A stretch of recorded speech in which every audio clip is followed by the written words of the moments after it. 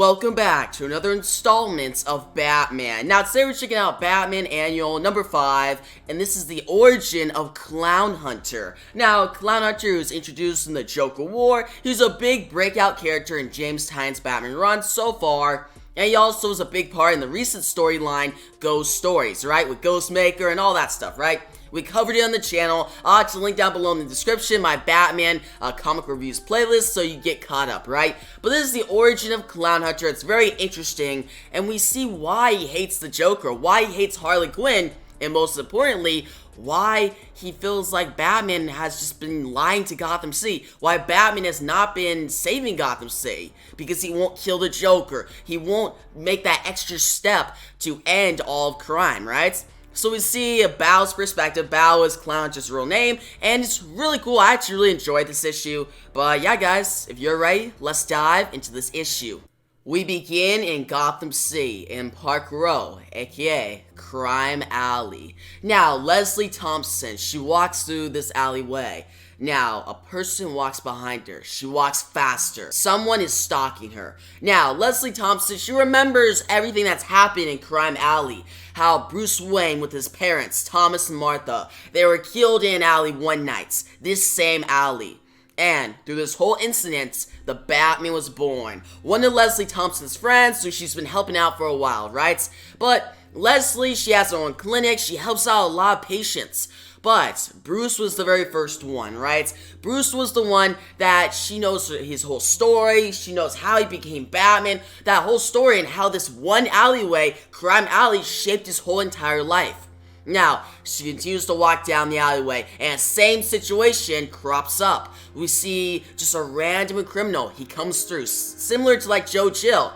And he asks for the purse of Leslie Thompson. He just wants money, right? And he puts a knife out. He's gonna kill her. Now she says, I'm not gonna give you any trouble. Just let me grab the keys to my office. Now, the criminal says, hey, I didn't say you could do that. I just need some cash, lady. You're gonna give me some cash. I'm being serious. Now, that's when we see this big man come behind this criminal. And he says, you have any idea who you're sticking up there? And that's when the criminal says, Big Henry. So this big man's name is Big Henry, and Leslie Thompson actually helped him out. He got injured, Leslie treated him, helped him out, so he's gonna protect her. And he actually scares off this criminal goes running, and there's a nice interaction between him and Leslie Thompson, right? Leslie says goodnight, he says goodnight, and they go their separate ways. It just shows the impact that Leslie has on just certain people in Gotham City. How she helps out anyone, no matter their situation.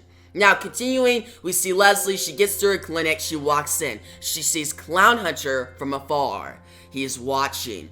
She gets in, but that's when we hear a tree. We see smoke come out. Then we hear kush, and we hear that somebody has came through the window. Leslie walks in. She says, Harper, is that you? And Clownhunter is through the window. The window's broken. He has glass in his skin, blood going through his arm, right? And he says, no Harper here, just me. I'm sorry for getting blood everywhere. And Leslie says, that's okay. Now, Clownhunter responds, Batman told me I should go to you if I need help. Leslie says, how can I help you? And Clownhunter says, I want the world to make sense. Now we shift to the Narrows. 3 years ago, we see Bao, the teenager who becomes the Clownhunter. He's 14 at this time. He's just playing some video games, and his mother walks in and says, I believe I said the options were clean your room or help your father and I get ready for the dinner rush. Now Bao says, what rush? There were only 2 people yesterday. Now his mother says, you know, I think this game of yours has some good ideas. Maybe if I rip your spine out. Now, Bao's his mom, and his mother takes the controller away from him, and the mom says, your father needs the help. I need the help. Don't lose yourself in a fake world. We need you in the real world doing real things. Now, Bao gets downstairs and starts to help out his parents with getting set up for the big rush because they own a restaurant. Now, that's when someone comes to the door. The bell rings. It's Harley Quinn. She says, you folks open for grub? And that's when the father says, yes, we... Oh my. And Harley walks in with her hyenas at her side. She says, "Hope you don't mind my furry little babies. They're trained. Well, I think they are anyway. They usually only bite the folks I want to." Now she smiles and walks to the door and says, "Anyways, my puddin' never had Poe before, and I used to live on this stuff back in school, so I just figured there's no time like the present, especially after we just wiped out a few blocks of the Diamond District. Ain't they gorgeous?" Now she walks in with some henchmen, right? And the hyenas get close to Bao. Now that's when the Joker walks in. Now Bao's parents are frightened. They don't know what to do.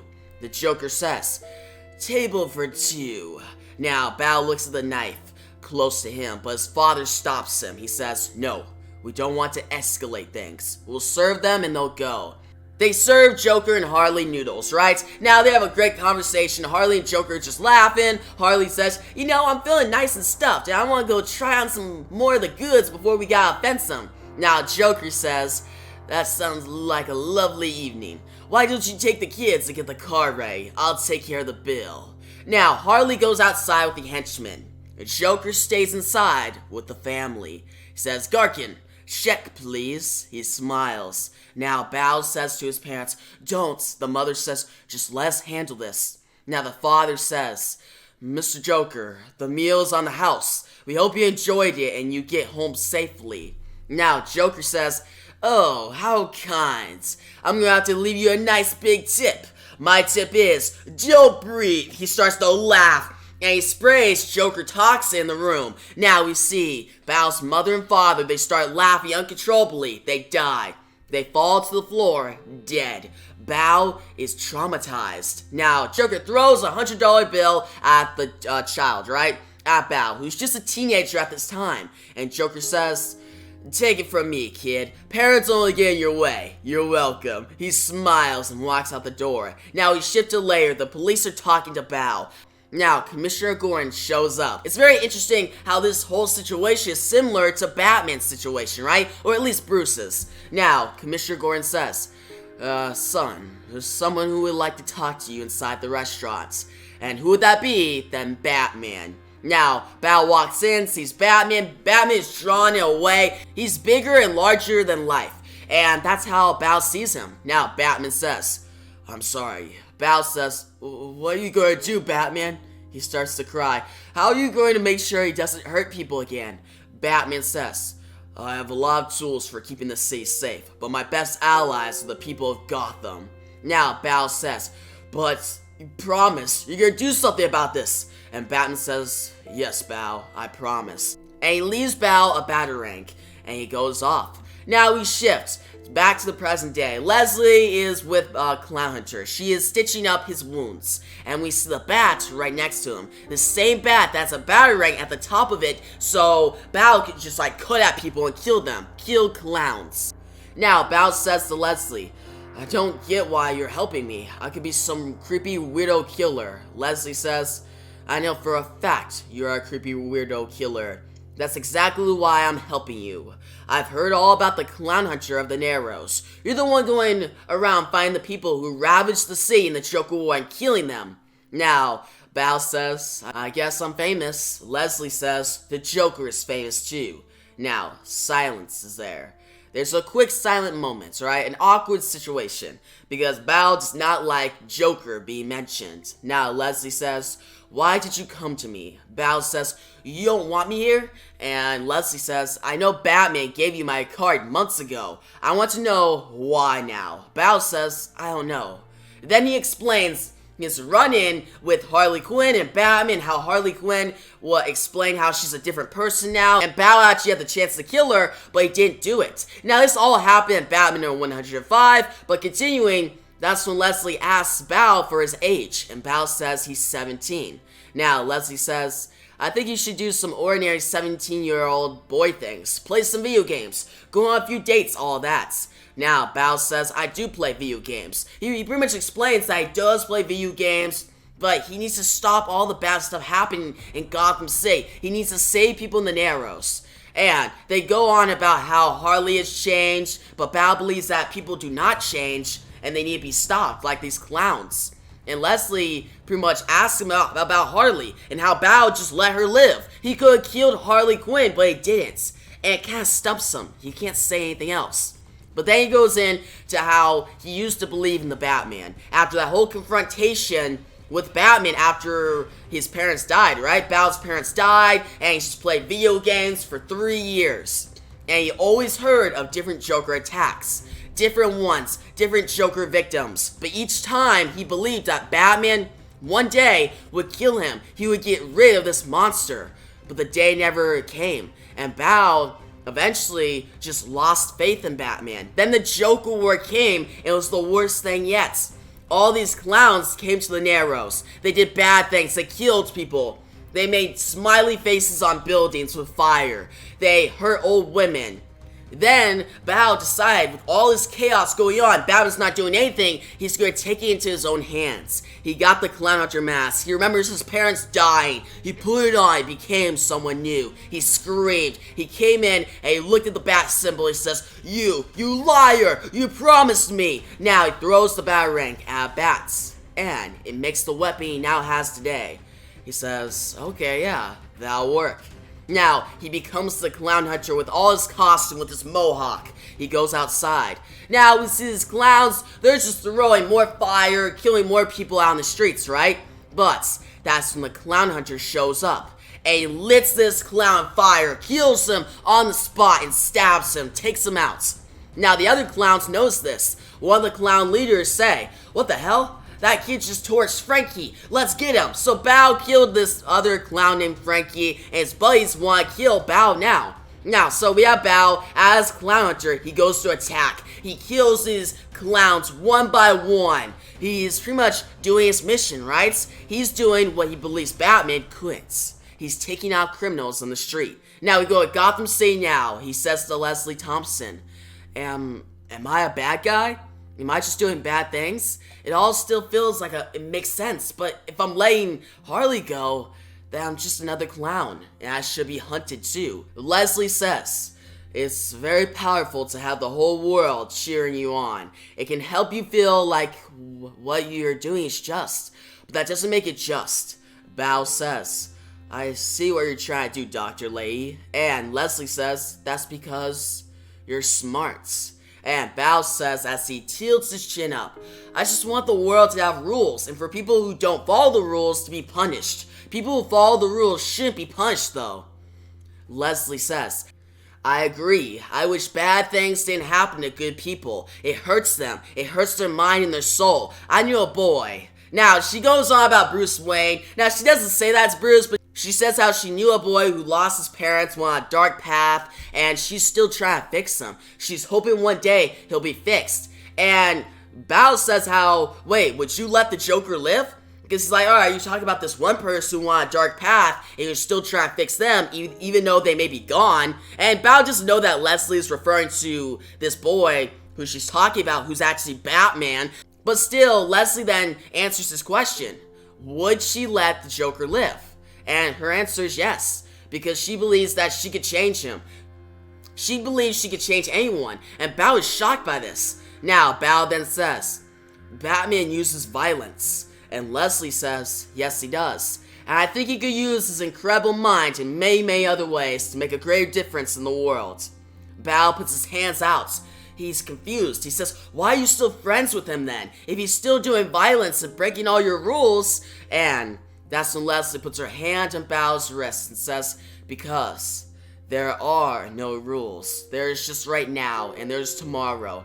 I have been Batman's friend for a very long time, because I think I might be able to convince him to do the right thing tomorrow. Bao grits his teeth and says, but what is the right thing? It seems like nobody is doing anything, and the world just keeps getting worse. Leslie then says that she runs an anger management workshop and she needs somebody to help her out. She pretty much offers Bao a job. Now, she then says, it's late, and I have paperwork that needs doing. You should let your stitches heal. Whether you come on Wednesday or not, I hope I see you again, and that we can have another conversation. Now, Bao stands up and says, okay. He starts to walk out the door, but Leslie then says, before you go, could I meet the man under the mask? And Bao takes off his mohawk and his mask and says, my name is Bao. And they shake hands, and Leslie says, it's very nice to meet you, Bao. And that's how we conclude the origin of the Clownhunter. So that was Batman Annual number 5. And guys, this issue was actually very interesting. It was cool seeing the Clownhunter's origin. Like, we already knew that Joker killed his parents and that he hates Joker. He hates what Batman's doing. He feels like Batman's not doing enough to save Gotham City. And we did know that he was seeking help. But it was cool to see him get help from Leslie Thompson. Because Leslie Thompson is a great character. And I always like when she's in stories. Her whole connection to Bruce, Batman, is really strong, and the whole narration at the beginning about Crime Alley and about how one incident pretty much created the Batman was really intriguing. And it was good how it's like connected to Leslie, because Leslie's one of those characters, like Alfred, that has seen Bruce like grow up in a way. Has seen Bruce become Batman, and has been along his journey this entire way. She didn't just join his journey, she's been there since the beginning in a way. It's cool to see her perspective on all of this, because Val's whole origin story, Clownhunter's origin, is very similar to Batman, at least the beginning. His parents die, he wants to do something about it, but he waits. And since he waits and doesn't take action, that's when his symptoms become worse. Instead of just like Bruce, he vows to do a war on crime and gets Alfred, gets some help, and he actually manages it, there's Val who waits and finally just cracks. He snaps. It's like, I'm just gonna kill people. I'm gonna kill clowns. I'm gonna take action. And he's not really organized and he's getting in trouble. So him talking to Leslie is very important because she's seeing how Bruce has grown. She's seen Batman's journey, and Clownhunter can have a similar journey and maybe a better one. One that doesn't get him in trouble. One that doesn't kill him. One that doesn't put his friends in harm, right? And it's really good. Now, the writer of this issue is James Tynion, and though the issue is a little overwritten at times, it's still solid, right? The writing's still pretty good. James Tynion does a great job of showing Val's character, and I feel like Clownhunter is the best new character from James Tynion's Batman run. Even better than Punchline, in my opinion. I just really like this character. Now, the artwork in this issue is by James Stoke, which James Stoke's artwork is actually really good. He did the same artwork for the Clownhunter story in the Joker Warzone comic, that one shot, right? And his artwork just fits the story very well, and the different moments between Leslie and Val are very emotional and great character moments that James Stoke just delivers very well. His artwork conveys those moments in a very laid out manner. I like it, alright? So the artwork, the writing are both in sync in this issue, and overall the story is pretty solid. It's not an amazing comic book, but it gets the job done. It's entertaining, and it shows how interesting Clownhunter is as a character. And that's why I'm going to give Batman Annual number 5 an 8.7 out of 10. I recommend it, guys. Check it out, especially if you've been a fan of this character. But guys, if you like the video, give a big thumbs up. New to the channel, make sure to subscribe, hit the notification bell so you don't miss out on my next Batman video. And guys, tell me your thoughts on Clownhunter's origin story down below, right? I'd like to know all your thoughts and theories on where this character may go in the future. But yeah, guys, thanks for watching, and peace out.